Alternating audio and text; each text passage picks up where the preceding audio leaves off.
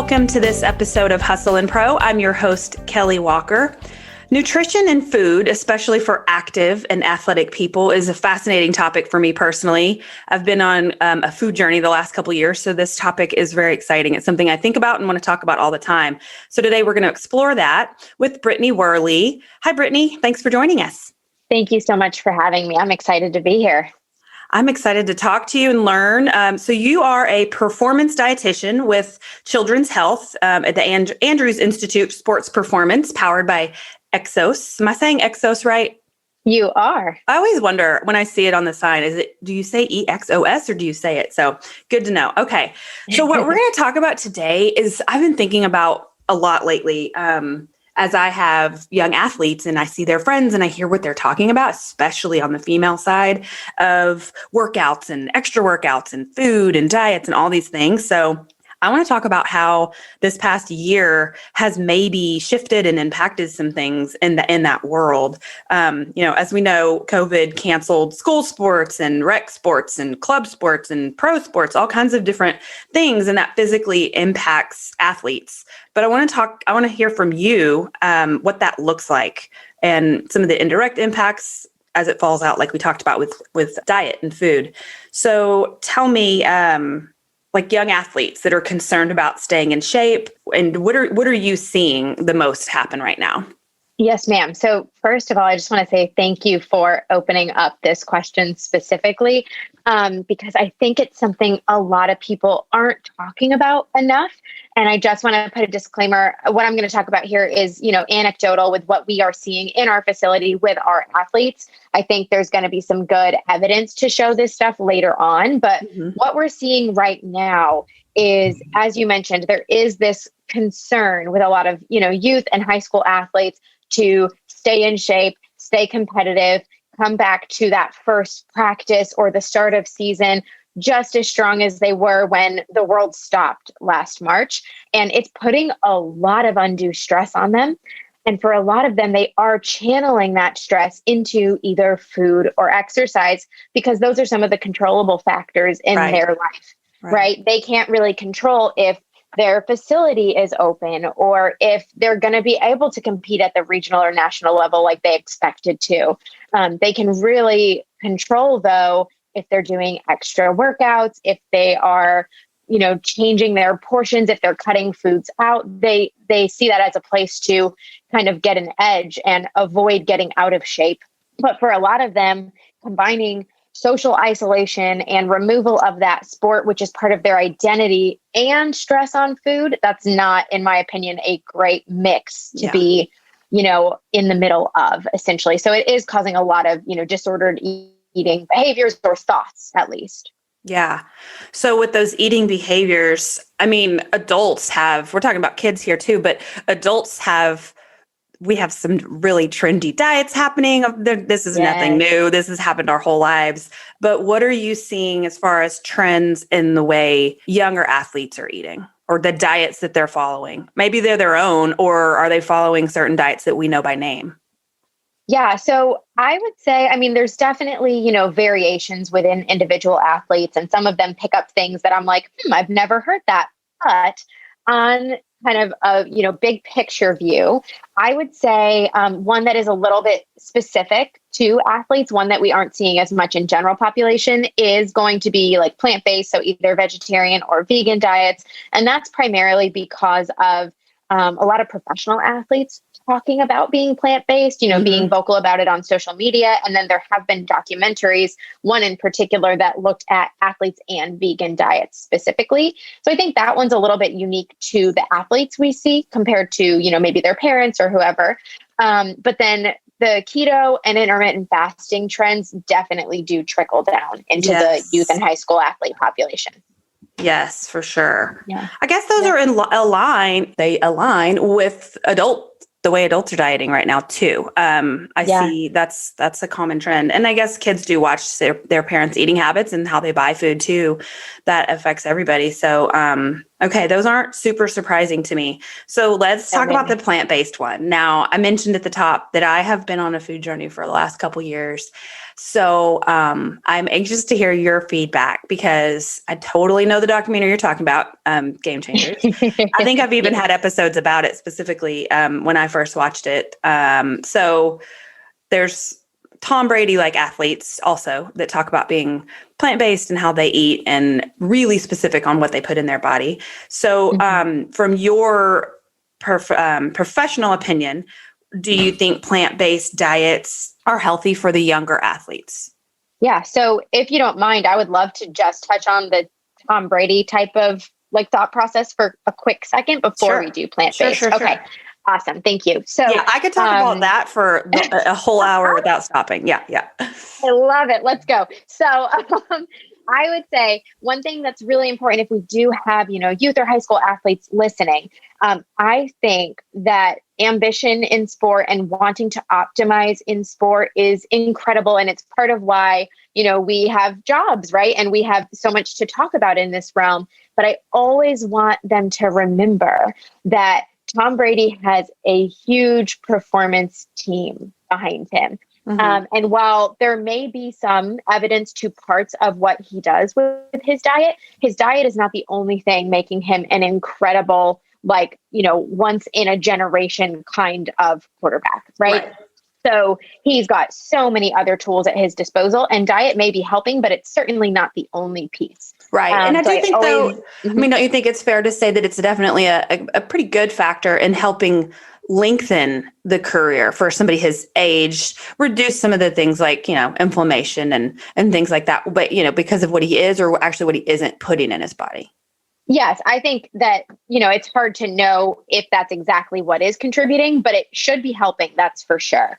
And then I always remind athletes, though, you don't know how many recovery professionals, does he have a sleep scientist on his team, right? Yeah. What supplements or medications, there's so many other factors, but you're absolutely right. A balanced diet that is strategic is going to help with that overall health and longevity. That's for sure.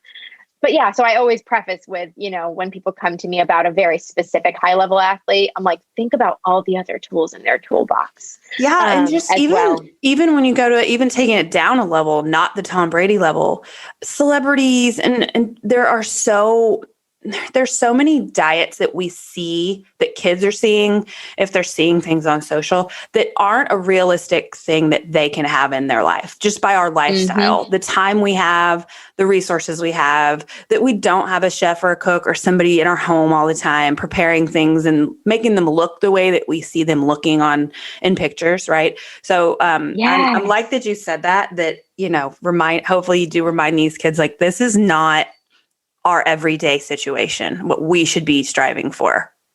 Absolutely. And expecting it to be sets you up to be frustrated and think maybe you're doing something wrong or that you're not disciplined enough. And that's where we get that really black and white thinking or that shameful thinking with our food and habits. So, yeah. Okay. So talk to me though about what your thoughts on plant-based for the younger athlete then. Yes, absolutely. So I think right off the bat, two potential benefits to plant-based are one, they actually do make it easier for athletes to meet their carbohydrate needs since so many foods in a plant-based diet are going to, primarily be composed of carbohydrates. For example, if you're getting, your protein mainly from beans and legumes now, and it used to be meat, those are higher carbohydrate, right?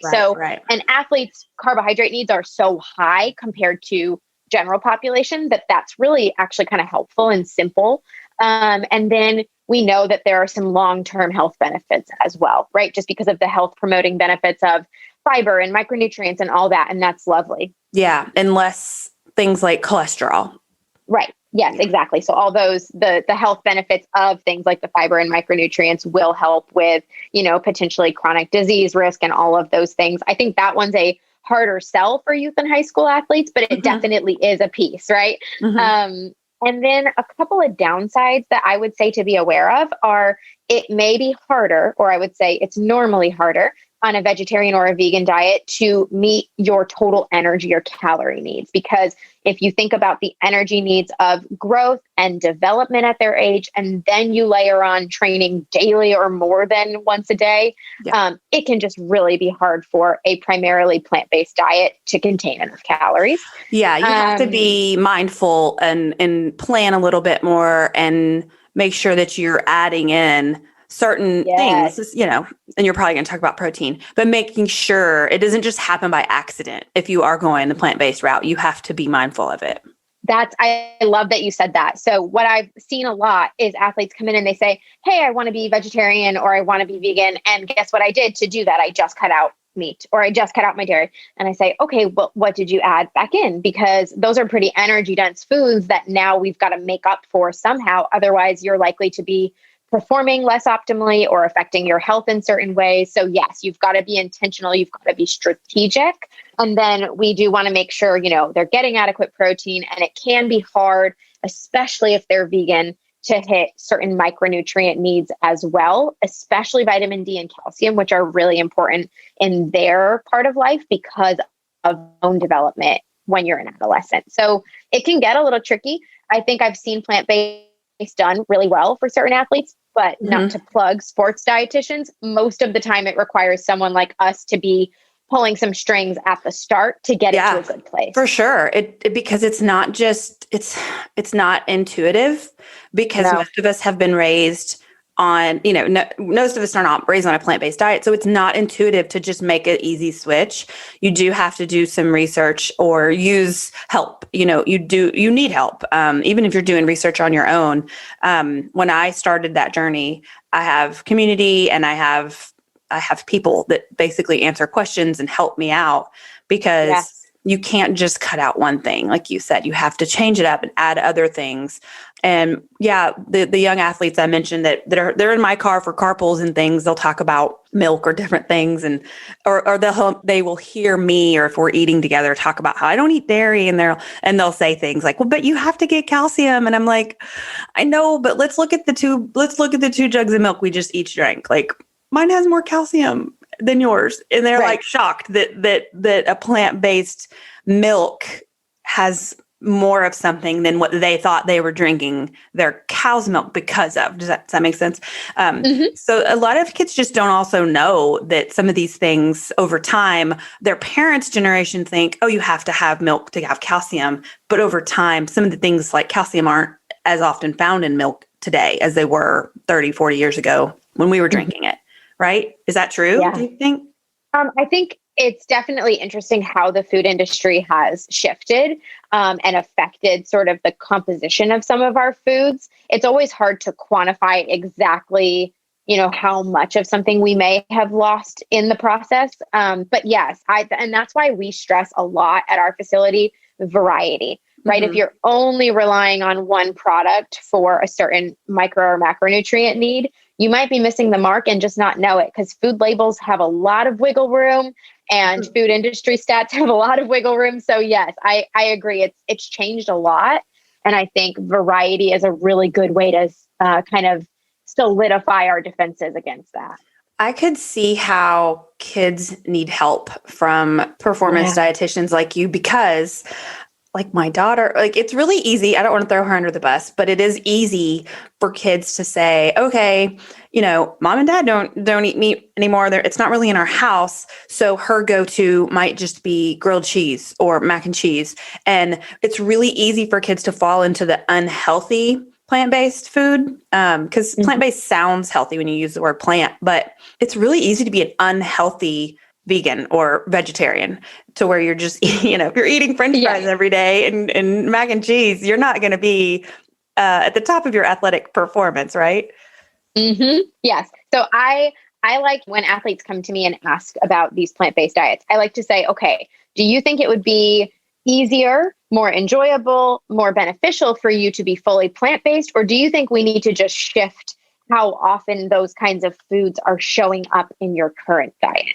Because for a lot of them to completely ditch meat or dairy or whatever it might be for them, to completely ditch a food group that they are used to incorporating in their meals might be hard, right? They might not have parents at home like your children do that are eating plant-based, and it can just get really tough for them to actually choose things that make sense and are helpful. So I always focus on, well, there are a lot of good benefits to some of the foods in a plant-based diet. Could we just do more of those? We don't really need to take everything else out, but could we just lean into some of those food groups more? Yeah, that's a really good point. Okay, then talk to me about the intermittent fasting. When you mentioned that as one of the trending diets with kiddos, I'm seeing that too. And I always wonder about them. Mostly what I'm curious from you is like the longevity, the health, like long-term wise. Is it true that something like intermittent fasting shouldn't be a lifestyle? It should be more of a short-term use?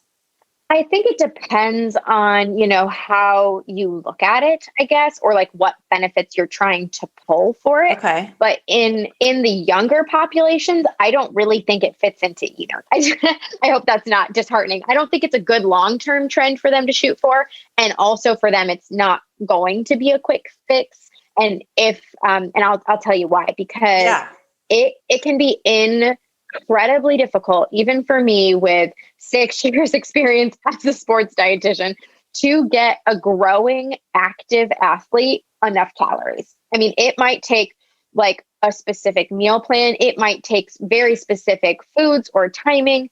And oftentimes I'm spreading their food out from 7 a.m. to 8 or 9 p.m. Just because they're so busy and so active that if we don't, we won't hit the mark. So when you're condensing those hours, you're saying it's really hard to get the calories in. Absolutely. Okay. It can be near impossible for, say, a 15-year-old soccer player who is playing school and club soccer to eat all of their calories in 6 hours and have it actually be effective and enjoyable. In a healthy way. I mean, they could go eat a 2,000 calorie meal at 8 o'clock at night, but that's not what you're wanting them to do. We want them to spread it out, eat the right nutrients right throughout the day, all the time, where their body's always burning it. Is that more of what you think is the right plan? So there is a limit, to how much calories, protein, all of that you can utilize at one time. It's not as low as I think we're led to believe, but yes, there's definitely a limit to, and that's why I said like effective and enjoyable, right? Is a 2,000 calorie meal, regardless of what's in it, going to be as enjoyable or effective as spreading it out to 700 and something calorie meals? Probably not. Right. So yeah, to make quality decisions and to eat in a way that like feels good and doesn't leave you overstuffed or scrambling to find more calories because you only have an hour left. Yeah, intermittent fasting doesn't really make it easy to do those things for kids. That makes sense. I've never thought about the difference, with younger adults in that regard. So that makes a lot of sense. Okay, then to wrap up, tell me from your perspective, what is the best diet? Like what's ideal for a growing young athlete? And I guess we're talking kind of that, I'm thinking the teenage, like 14 up to, maybe 20-year-olds. You might have a different demographic you want to tell me about, but what's the best thing that you would want to see them doing and eating? Yeah, so that age group works perfectly because that is a lot of what we see. We do have youth athletes as well, but let's just say, you're like typical high school athlete. I think some of the most effective things they can do if they're, let's be honest, mostly wanting performance and convenience. And then we're also kind of considering health as well, right? Like if we're trying to make all of those things work together in their priorities, I think the most effective things they can do with their diet are make sure they're optimizing pre and post fueling. So actually making smart decisions before and after they're active so that they can get the most out of training and recover as optimally as possible. So that might mean making sure they're eating a snack or a meal within the right time before practice. Even if they're busy, they've got to find something and make it work, and then always recovering as well. And then definitely wherever they can incorporate more fruits and vegetables. Almost none of the high school athletes I talk to do that enough. If they can find ways to do it simply, right? Adding fruit to their snacks, making smoothies on the weekends when they have a little more time, like whatever it is. And then being very wary of nutrition advice that isn't coming from medical professionals, I think, or sports dietitians specifically. I think if they can focus on those three components, they'll get a lot of bang for their buck from their diet. Yeah. Leaving it to people like you who look at this every day. and then the pre and post fueling and recovery and fruits and vegetables. That's all sounds so simple, but it's harder than it sounds, right? That's why you're there. Exactly. And I think right now we live in this space where we have information overload about a lot of things, but especially in like that health and performance realm, we are getting so much information on a daily basis. And I get questions like, well, is this type of sugar better or worse than that kind? And realistically, that athlete that asked me that isn't even eating 3 meals a day. So I always say the things that are going to move the needle the most are the simple, not super cool things. And then once you've got those down really well, we can totally talk about that nitty gritty and get into, those fine tuning kind of things. But most athletes in high school aren't there yet. Yeah. I mean, that's a whole nother layer. You have to figure out the first layer of base, like a baseline, a platform. And that also, once you've done that, you have to do that for a while too. You can't have something down for 3 days and think you're ready for the next level. I feel like, that whole 3-week or 21 day or however many things to build habits and lifestyles, and then build on that, add to that or tweak your diet from there after you've really learned how to incorporate something new or to eliminate something. Doing something all at once is too much to ask, especially for kids, I think. So yes, I completely agree. Too much at once isn't usually doable. And then the problem that also creates for us is that we don't know which change was the most effective. So now we have to keep them all up. And that's why I always tell my athletes, if you can get a good foundation first, let's see how helpful that is for you. And then if you still want more, we do more. Yeah, I love it. Yeah. Okay. Yeah. Well, that was fast. I could seriously talk about this for a while because I sort of got into it just a few years ago, leading up to my 40th. I just sort of shifted. I needed to lose weight and just change my life. And I just shifted the way I learned and ate and all these things. And it has shifted my whole family, the way they eat, because I buy their food. So this fascinates me. So I love the conversation, and I would love to, have another one, drill down even farther with you in another time. But thank you, Brittany Wehrle, for your time with us today. Of course. Thank you for having me. And I would totally take you up on if you want to get more into that nitty gritty at another time, because just like you, I could talk about this all day. I love it. I bet you could. Well, thank you. And thank you, audience, for listening to this episode of Hustle and Pro. Be sure to subscribe wherever you listen to your podcast, and we will see you next time.